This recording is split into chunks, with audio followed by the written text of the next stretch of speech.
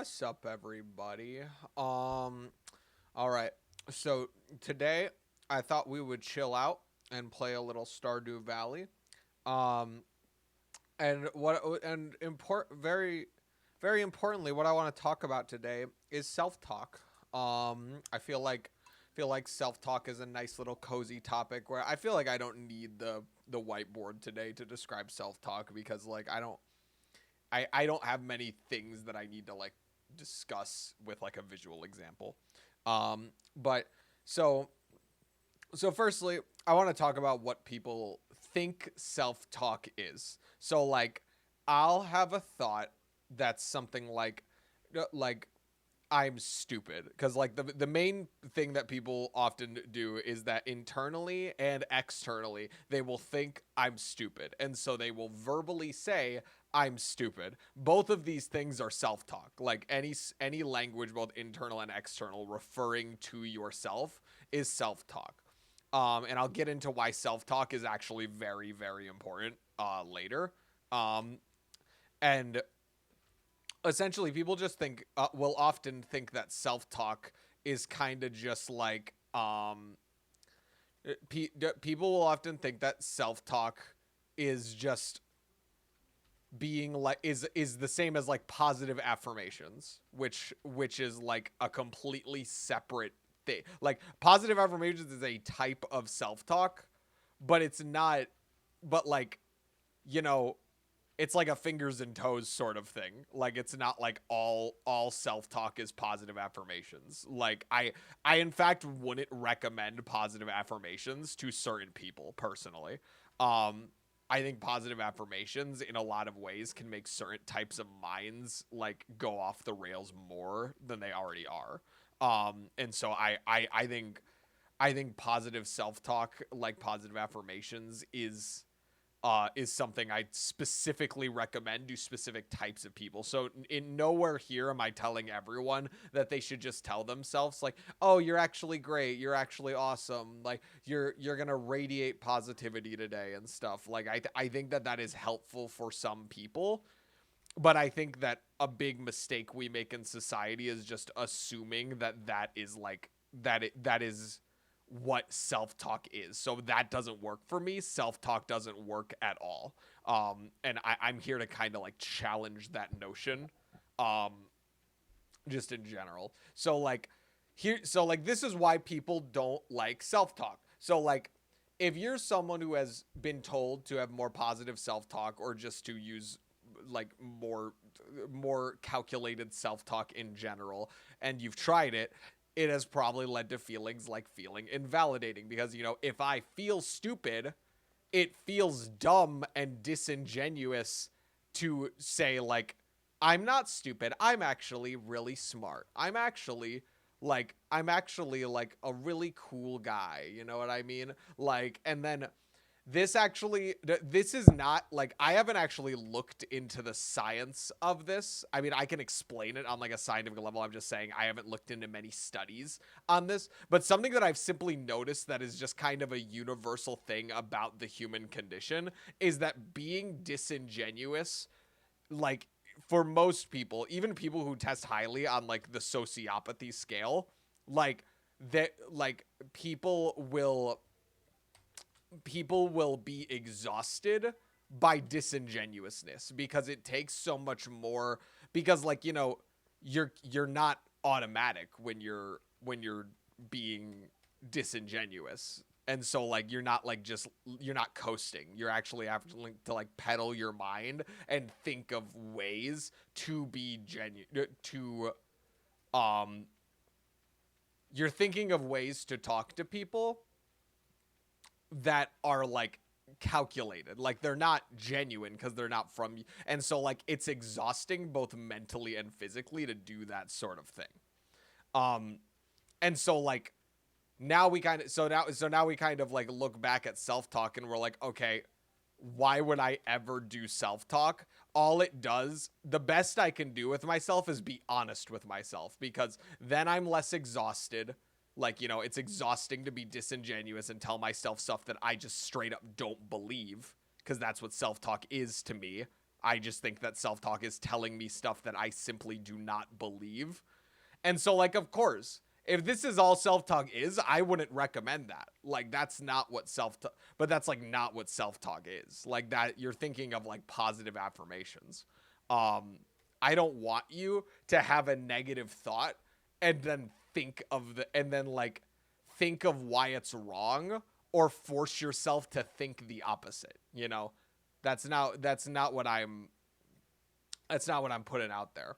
So like so also what this does is it reduces cognitive dissonance.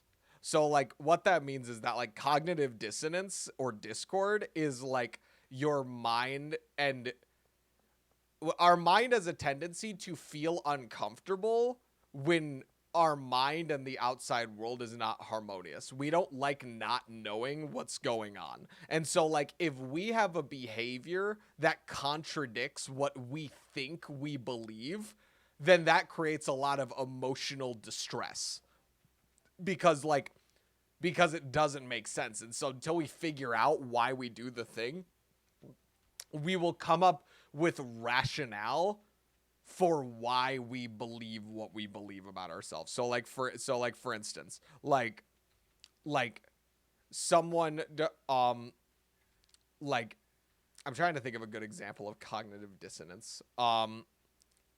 Like what one that I really like from like the Encyclopedia of Counseling is like you're um like I study really hard for a test, but then I'm like, what, I don't care about getting a good grade.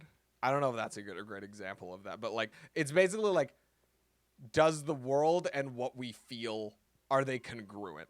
So like if I feel stupid and then the world tells me that I'm not stupid, I now need to come up with an explanation to rationalize why those two things are so different. So like an example that people will tell themselves when they feel like they're an idiot, but they have actually a lot of very supportive friends is like oh, they just don't get it. Like they don't get why I'm so stupid. They don't get what it's like to be as stupid as me, or they simply do not see what I see because like they are in denial because like they're good people and they don't want to think that about someone else. But if they were honest and they were more brutal like me, they were more logical. That's what a lot of people tell themselves is like, oh, I'm more logical than these people. And so like even though you care about those people and you even value them more than yourself, you'll often tell yourself like, oh, okay, well, they are simply not as brutally honest about me as I am. And so like if you have a feeling inside, it feels good to say like what you're feeling inside because like then you can create a logic that explains what you feel. So if you don't feel like going to work out and stuff, like that feels bad because it's like I want to work out, but I'm not for some reason. Like that doesn't make sense to the brain. That's not comfy cozy. So like this sounds so weird because we think that like the brain would have no reason to negatively talk about itself because that would bring more distress. But no, it's actually more comfortable for your brain to come up with an explanation like, well, I don't work out because like I'm a fat piece of shit. Like that's actually more in line with what the brain wants because like the brain would much rather you be sad than be confused or uncomfortable or what have you. Like the brain would rather the answer to everything be you're just stupid and you suck and you shouldn't do anything with your life. It would much rather a self-deprecating answer than an answer that feels like it doesn't track with reality. It just wants everything to make sense. That is its first and foremost priority as the brain. Like it wants to, because think about how adaptive that is. Like if the world doesn't make sense, then we're scared because like now we don't know how to optimally survive in our environment because we don't understand our environment. So we've talked about that. Another mechanism of why we enjoy negative self-talk and just say, like, if we feel stupid saying we're stupid, is because, like, from a very Freudian perspective, which I do agree with this. I do agree with this. There's a lot of good science to like support this sort of opinion. Like, when you are the Freud basically discovered that the that language is a substitute for action. So like what this means is that what he means by language is a substitute for action is that like we have a lot of emotional energy inside of us, and when we say things, that diminishes a little bit of the emotional energy. It doesn't like entirely get rid of it, but like we've felt this before, right? Like we've talked to people about our emotions, and then suddenly the emotions feel like they're not as the emotions feel like they're not as like scary, because now instead of an internal problem, it feels like an external problem. And so like this can also be used in negative ways, like that I'll talk about later. Like a lot of people are doers and a lot of people are thinkers and talk. Like there's a lot of people who talk big game and there's a lot of people who just do. And so like that's actually like I won't get too deep into this, but that's like actually a pretty like that's pretty correlative, because like you have a lot of emotional energy inside of you to do something, and then similar to how the emotional energy diminishes when we talk about a negative thing, even if we feel something positive like motivation, talking about how motivated we are can actually, from a Freudian perspective, diminish how motivated we are, because now we've expended some of that emotional energy and put it out into the world. So like to summarize where we are right now, people think self-talk is positive affirmations, and that feels very invalidating because to a lot of people, and that's why I don't recommend positive affirmations to a lot of people, because a lot of people feel very invalidated because they're just telling themselves lies. They're saying the opposite of what they actually believe, and your brain knows that. Like you can't trick your brain. And but the reason that they keep doing stuff like that is because like it feels very, there's a lot of reasons. Like it feels very cathartic to vent about things, right? Like um it feels very cathartic because it diminishes the emotional energy when you talk about it. This is another mechanism of how therapy works and why like just venting to people helps. But like and Dr. has a great video on this. I would check it out. It's like why venting is always bad. It's kind of a it's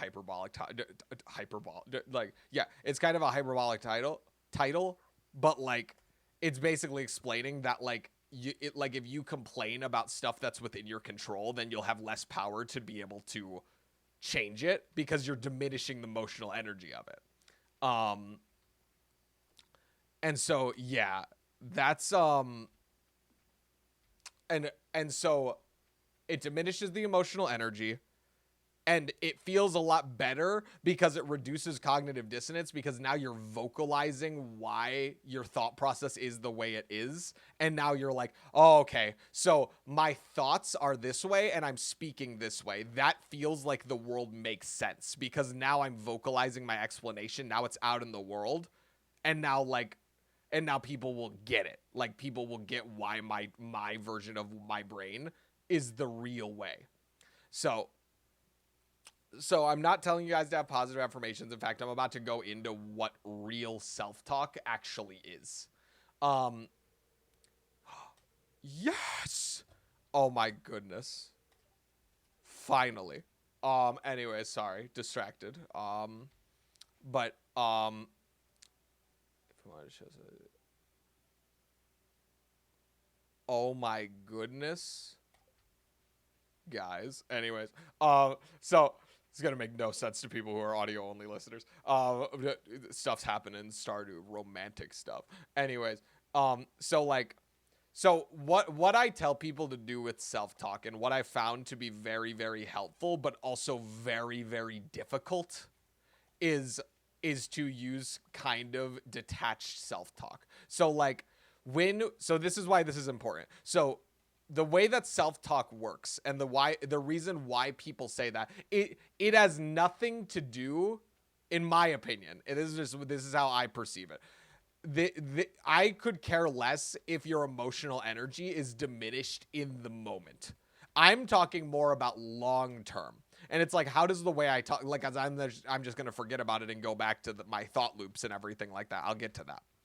Like, when we talk to ourselves, we have this, there's this principle that we kind of like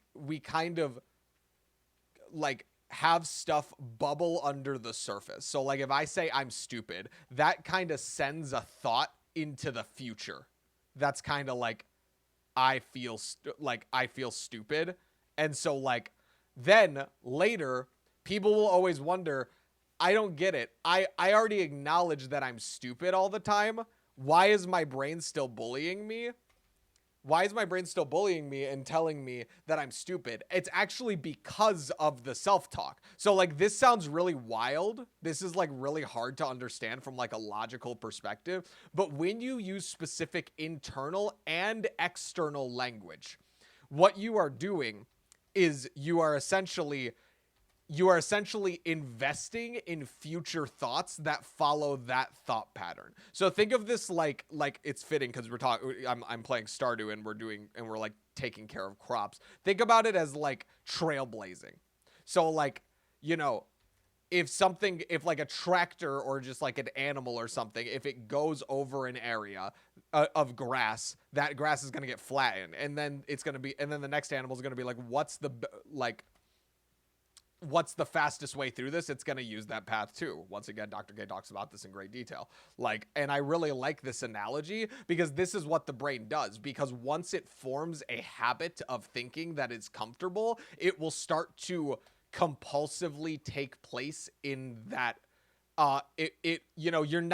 people are like, why won't I just take the path that isn't trailblazed? And then it's like, because it's not easy. Like, it's just not easy. Like, you think it's logical for your brain to move away from it because it's negative. But a fundamental thing you need to understand about your brain is, once again, your brain doesn't care whether you're happy. It wants you to be safe. It wants things to make sense. And that's why reducing cognitive dissonance is the most important thing for your brain, which is why things like denial and repression, why all these things come into place.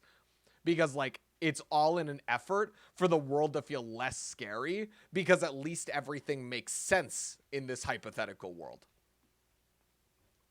So like when you talk about negatively about yourself, that really helps you in the moment because it diminishes that emotional energy, you know, but it actually is terrible for future you, because what this is literally doing is it is breeding more thoughts. It is sending those thoughts into the future.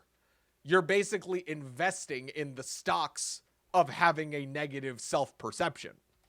So this is why self-talk's very important. And what I ask you guys to do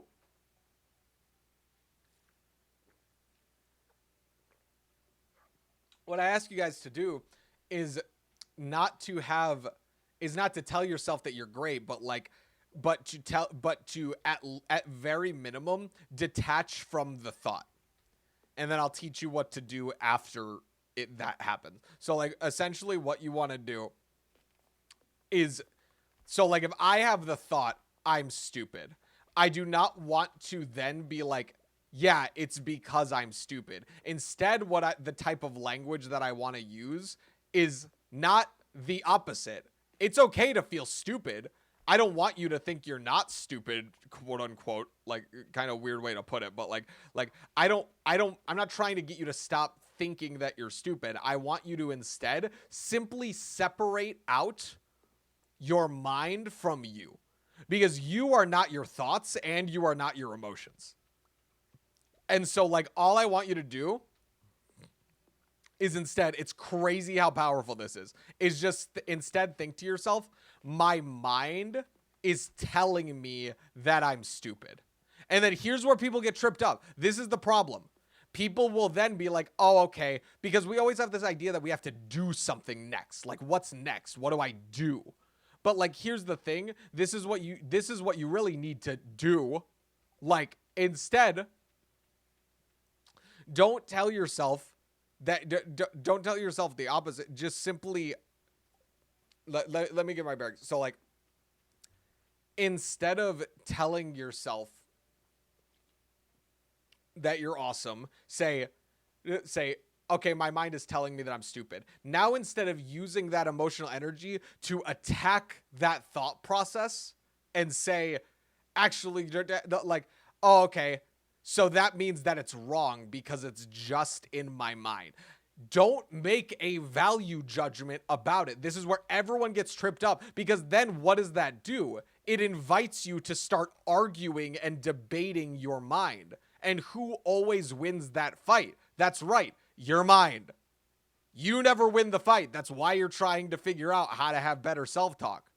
So like, what you need to do instead is look at your thoughts and then just simply end it at like, okay, my mind is telling me this. Don't debate it. What it wants you to, you will lose when you are fighting your brain on the axis of logic, which by the way doesn't mean rational. It doesn't mean correct. Logic just means there's a logic to it. Plenty of logical people are wrong about so many things. Like so I'm not saying that it's correct. I'm saying when you interact with your brain on like on a logical level, in the sense that when you interact with your brain on a logical level, in the sense that you're going to present evidence and it's going to present evidence against you, you're never going to win that battle. Like, you're just never, that's just like, how has it worked every other time when you try and debate with yourself why you shouldn't be sad? Why you shouldn't be, like, why you shouldn't be the thing that you are? Like, you never win. So what I'm telling you to do is stop trying, but that doesn't mean give in to the thoughts. It means simply just start separating it out.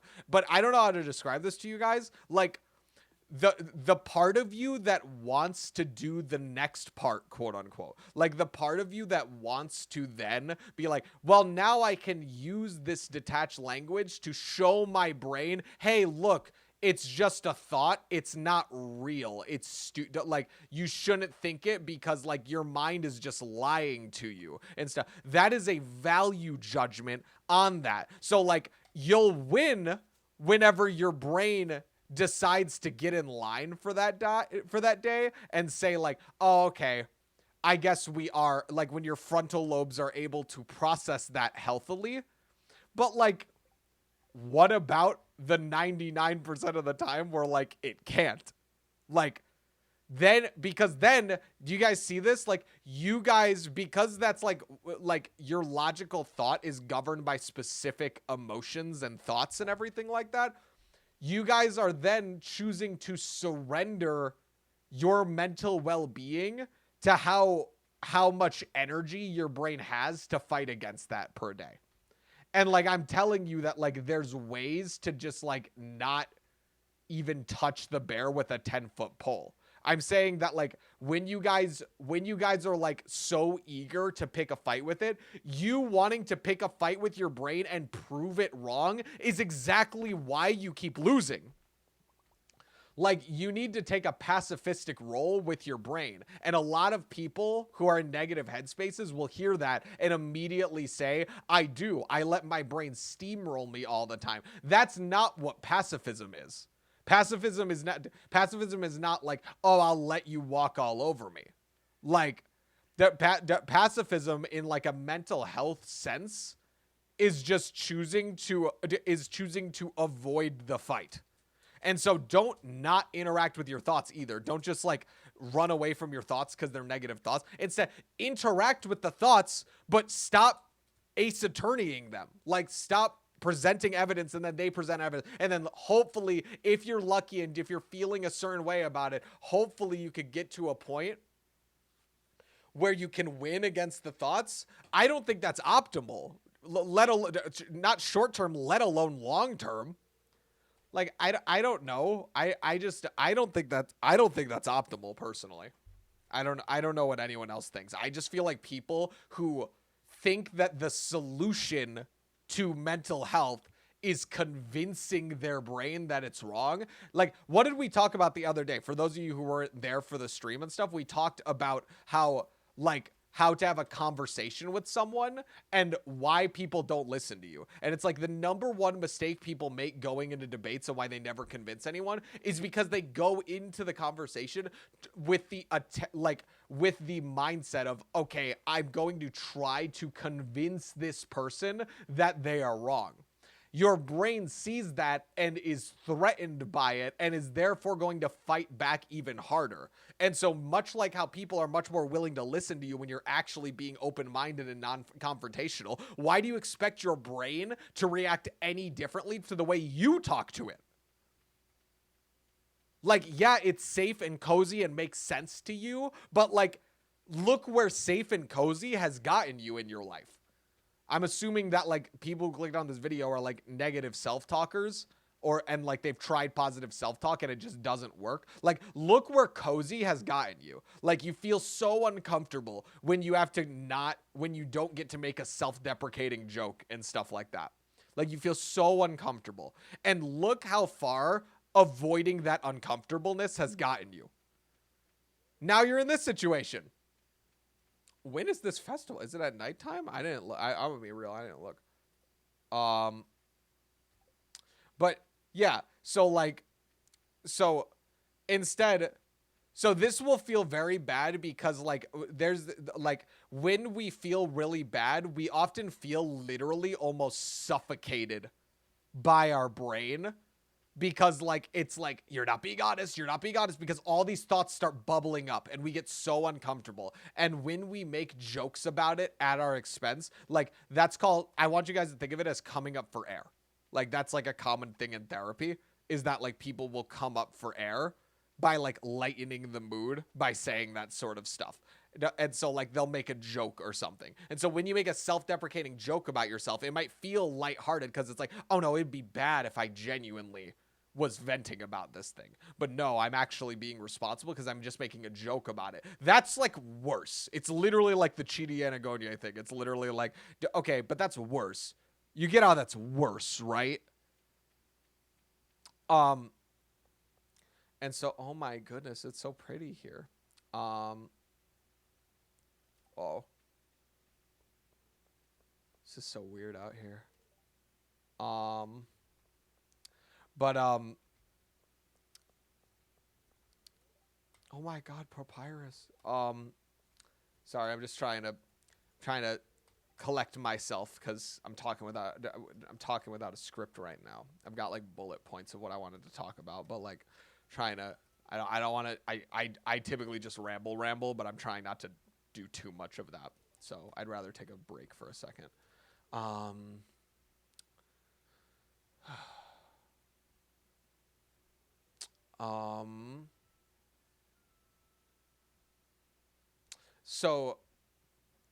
So when you can't make a joke at your own expense, I want you to notice the uncomfortableness, and I want you to acknowledge like this uncomfortableness is what is the root cause of me willingly breeding so many negative thoughts into my head. Like, the inability to tolerate that is why my brain, why doesn't my brain stop thinking negative thoughts about myself? It's because you can't tolerate that emotion, because it feels exhausting to not do that. You know what I mean? So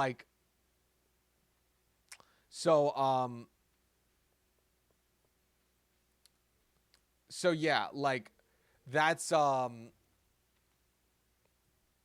so like you need to learn to like, essentially, it sounds so just deal with it. Just pull yourself up by your bootstrap. But genuinely, like the emotion of you being able to do that is the problem.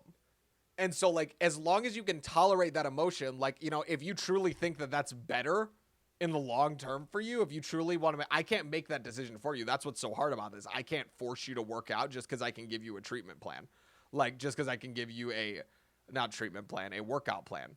Like, and I really wish I could, but like you guys need to get to a place where like you you realize that like, okay, the hurt I go through every day by breeding all these negative thoughts is not worth the like coming up for air moment when I like feel like, oh, like, oh man, if only I wasn't so stupid. Oh, thank God, thank God. I said it like it is. I feel so much more validated and everything like that.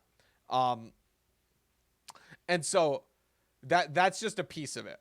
But like, I want you guys to know that like, just taking your thoughts and speaking about it very detached is like, this is not something, I hate to break it to you, but like mental health work is like hard, you know. I don't mean to come off as condescending when I say that, like but so many people will come to me and then they'll be like, how do I get better mentally? And it's like, you gotta do this thing. And then they're like, oh, but that's so hard, that like sucks. Can I have like a fancy way to get better at mental health that like, you know, I can just, it's really easy and it helps really short term. Most things that are good for you long term mental health wise don't feel good in the short term. And so as long as you're just surviving moment to moment and just doing instinctually what helps you feel better in the moment, as you continue to exist on it. What do you mean you're lost? You're like right at the entrance. Like there, as you continue to exist on this like plane of existence that's just like my worth is just tied to how much dopamine I can pump throughout day, like that determines how happy I am. Like this is going to feel like impossible. Do you guys get that? Like it's going to be so hard to cultivate that sort of stuff while you still to cultivate long-term change when you refuse to tolerate negative emotions in the short term. So like once again, use this technique on that emotion. Notice the negative emotion boiling up, notice the uncomfortableness and say, "Oh, look, there's my brain being really uncomfortable because of this, and this." And we're going to not give into it. We're going to just cuz it's uncomfortable doesn't mean that it's bad. It's just an unpleasant feeling. But like, you know, we're doing this for later. There's a purpose we're doing this. It's not just for literally no reason, you know. And so like this is the hardest thing I have to tell people, but like because like I get scared of them not doing it because of this reason, because so many mental health problems are caused from instant gratification. But like if you use this technique, it's gonna get worse before it gets better. So like and what I mean by that is like the surface level emotions you're going to feel when you do this sort of stuff is going to be agony because you are so unbelievably used to coming up for air that anything else will feel completely foreign to you. So like, so when you refuse to, how do I put this? So like you have a choice is the thing. You can either you have a choice. You can either choose to benefit your long-term you, or you can keep doing what you've likely been doing and live for present version of yourself. This is what we don't think about. It's so much easier to do things for other people than it is to do for ourselves most of the time. But like, you need to start thinking of future versions of you as a different person, because in essence it is. Like, you know this if you put things off for the future, like present you benefits and future you is in pain. Those two versions of you are like not the exact same person, because one of them experiences pain, one experiences pleasure. And so as long as present you is gasping for air and fighting, future you is never going to get better. In order for future you to get better, you need to learn in order for future you to get better, present you needs to learn how to deal with the uncomfortableness. It needs to learn to feel negative emotions and tolerate them instead of giving into them every single time they come up. Because like I said, mental health care is like not fun. It's not like, that's what I mean. Like for people who have very low self-esteem, this is why positive affirmations don't work for them. Because like, it doesn't help those people to just lie to themselves and say, actually, I should have high self-esteem, because that's just invalidating.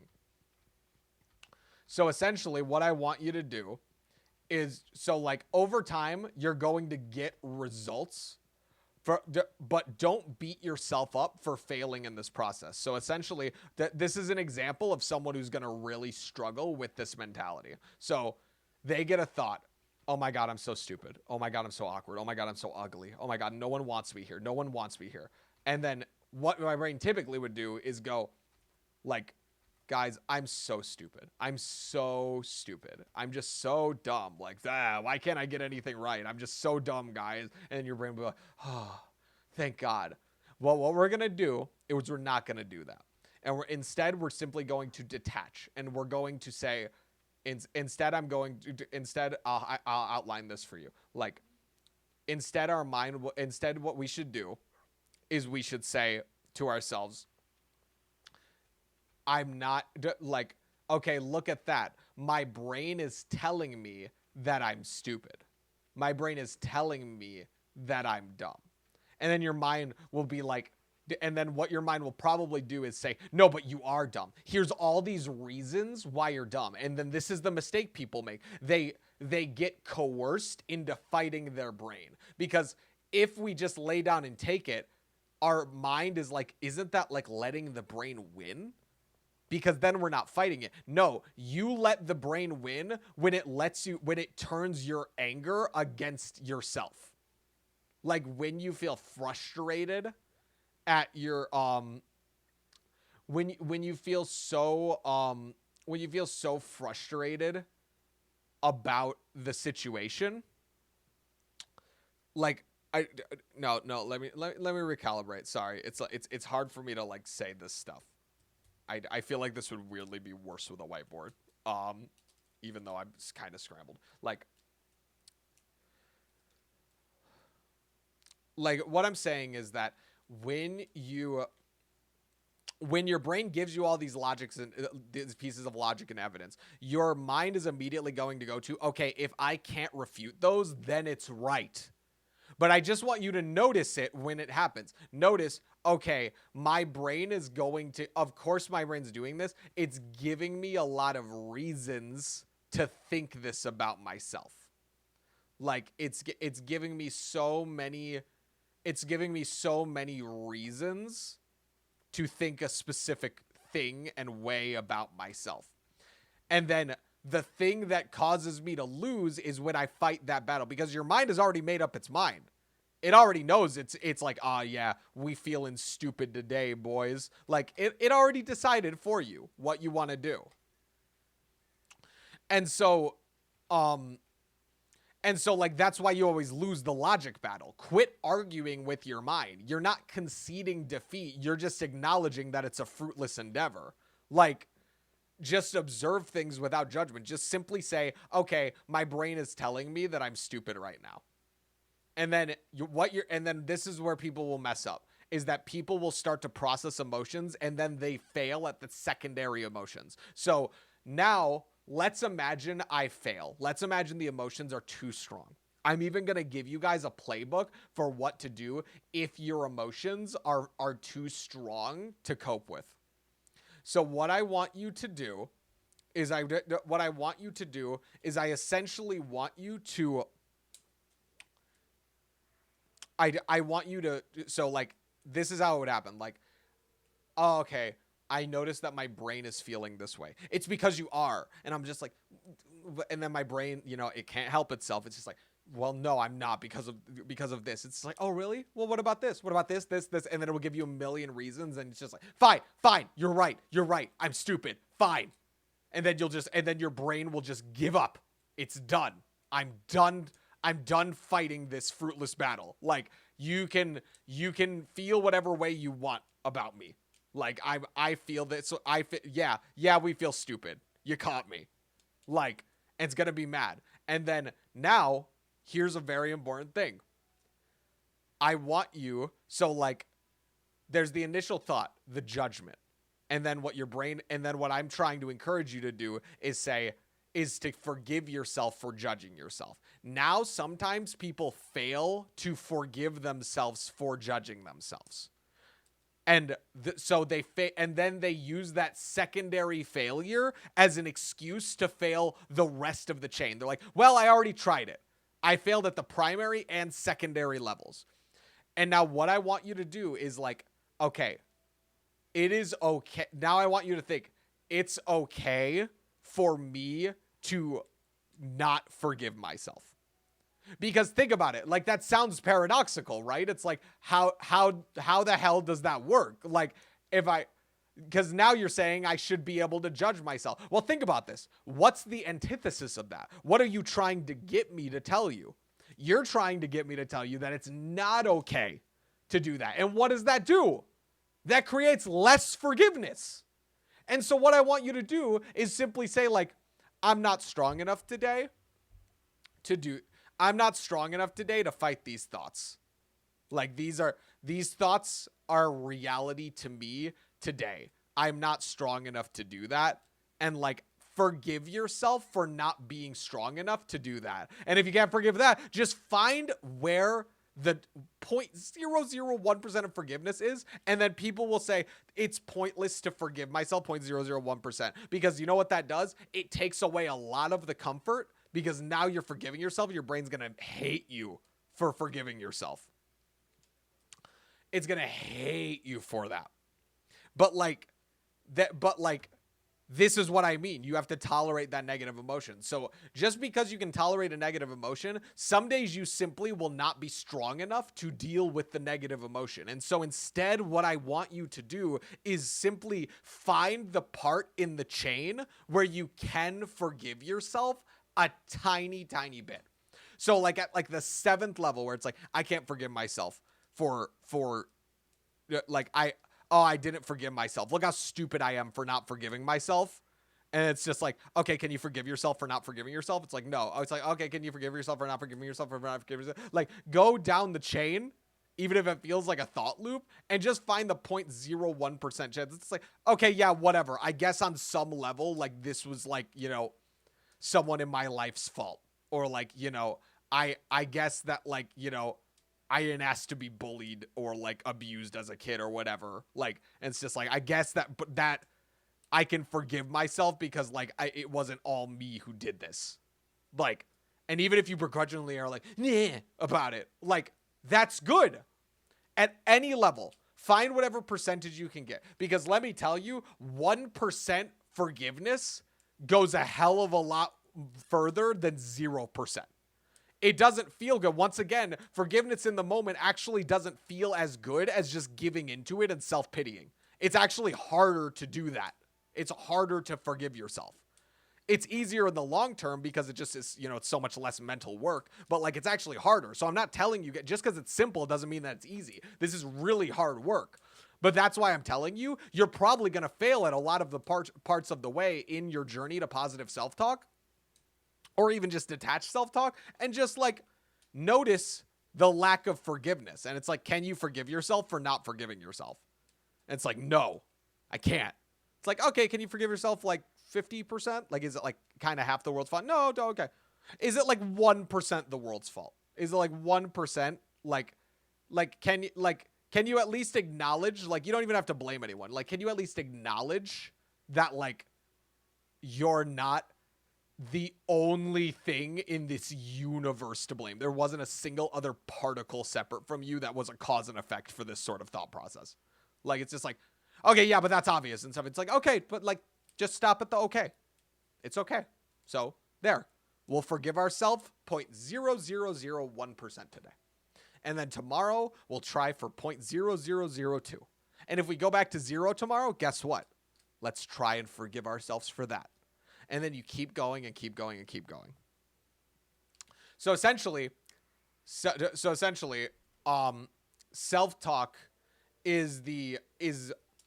self-talk is not just telling yourself, oh no, you're great. Oh, don't think negatively about yourself. Think positively about yourself. Like like people can do that. I don't think it works for everyone, which is why I'm being so critical of it. I think there are a lot of people out there who get worse because they try positive self-talk. And I think that like it's because it feels invalidating. It makes the world feel like it makes less sense, because the world is comfy, cozy, and everything makes sense if it's just the simple explanation of, oh, I'm just stupid. Like, I'm just a piece of shit. That's why nothing makes sense to me. And like, it gives us catharsis to vent that out. It gives us catharsis to tell everyone how stupid we are. It feels like coming up for air because you feel like you're suffocating and you feel like you're disingenuous, and it feels exhausting to not make self-deprecating jokes about yourself. And then, or just say negative things about yourself in a serious sense. And then, but like, that's not what positive self-talk is. I'm asking you to simply detach from it and just acknowledge that, okay, you are not your thoughts. That's the only thing I'm asking you to do. Just say, hey, my thoughts are saying that I'm this. Oh, my mind is telling me this. Don't say I am stupid. Say, oh, my thoughts are telling me that I'm stupid. You can even say I feel stupid. That is a step forward. I choose to like, I think what's most helpful is when people can get to a level where they can say, like, my thoughts are saying this, my feelings are saying this, my emotions are saying this, like, because then it truly feels detached. Whereas there's still a little bit of like maybe identity in like this phrase, like I feel, because then it's like you are feeling this, not like your emotions as a separate thing. Like that's you. And so, like, that's why I prefer that. But I'd say saying I feel stupid is infinitely better than saying I am stupid. And I think that even better than saying I feel stupid is my thoughts are telling me that I'm stupid. My emotions are really, I'm feeling a lot of shame right now. Like that sort of stuff. And like people always fail at this because they look for the next step in the process. They're like, okay, once I recognize that, then what? Because they're looking for immediate results. They're looking for everything to be nice. And then like it doesn't get better. And then they're just like, okay, well, I'm going to stop doing it and just going back to the thing that feels comforting. But I'm telling you guys, this is a long-term process. I'm not saying it's going to take years. People tend to see results in like a few months, like sometimes even 1 month. But like, don't quit because you don't see things right away. It's like working out. It takes a while to see results, but like, don't let the fact that you don't have a six pack after 3 weeks not make you not go to the gym. In that same way, it's going to suck because you're putting in so much hard effort and you're not seeing many results. But trust me, this is a snowball effect. Like it is an absolute snowball effect of this sort of stuff. And so once you notice that negative emotion come up that wants you to get you to do that, just notice it and try to tolerate it. And whether or not you attempt the detached self-talk or you just flat out fail at the first step, which is like not coming up for air and you do make negative self-talk, like try to forgive yourself somewhere along the chain. And you don't even have to fully forgive yourself at that part of the chain. Just feel a percentage of the percentage of the forgiveness. That's all I want you to do. And so, you know, like my mind is feeling shame, things like that. And once you do that, your brain will stop breeding so many negative thoughts because we think that these thoughts come from us, and they do, but like there are ways to, and there might be good reasons that you feel negatively about yourself, but we underestimate how much, like, because we're like, oh, well, I already feel pathetic, so it won't matter if I add more to it because it's already so overwhelming. The reason it feels so overwhelming is because we keep doing things that make us feel more and more pathetic because we're like, oh, okay, well, we might as well. The way you make progress is you chip away wherever you can, so that way it's more manageable at the end of the day. You guys get what I mean? Like you got to get to a point where it feels manageable to confront the emotion, and you're not doing yourself any favors by sacrificing future you, so short-term you and like present you can feel a little bit more comforted because, oh, now I don't have to be fake. I don't have to lie I don't have to pretend that I don't think I'm stupid. Like that screws you more in the future. And like it's a vicious cycle, and it's not fun to break out of, but like this is generally how you do that. So that's kind of what I wanted to say for this. So practice detached self-talk. Try and forgive yourself along the chain because you probably will fail at some point in this. Like, and it's not because you're stupid, it's because it's really hard to break this cycle. So practice detached self-talk. It doesn't have to be positive. It just has to simply acknowledge that you're feeling a bad thing, but it's a feeling. It's not reality. We're not even making a judgment value that it's not real. Just simply acknowledge that just because you feel it doesn't mean it is real, and that you have felt things before that weren't real, but they felt real. And you can even say that as a feeling. Say like it feels so real. But even that is detaching because you're saying it feels so real, not it is so real.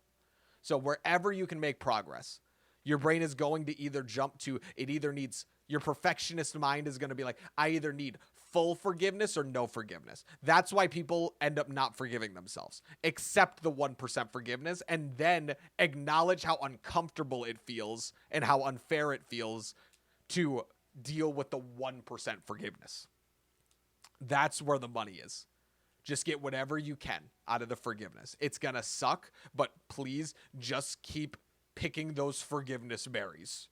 And then one day and then one day you'll have enough to make I don't know, a pie or whatever. I've been playing Stardew for too long. Anyways, that's all I wanted to say, everyone. Hope you enjoyed this talk. Remember, if anyone wants to come on here, let me know.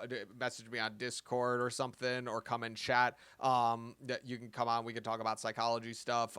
Give me questions either in the YouTube comments or in live chat or Discord. Message me with questions that you want me to answer in the little segment that's next to me right here.